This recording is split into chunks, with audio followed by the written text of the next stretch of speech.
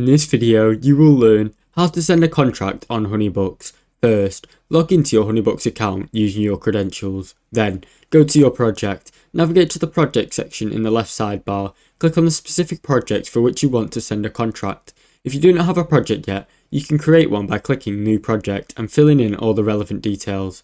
Create and select a contract. Inside your project, click on the Contracts tab. If you already have a contract template, click on Create a New Contract to start a contract. If you do not have a contract template, you can use HoneyBook's pre-made contract templates or start a scratch. Customize the contract. Edit the contract to fill specific dates of the project, such as terms, services offered and pricing.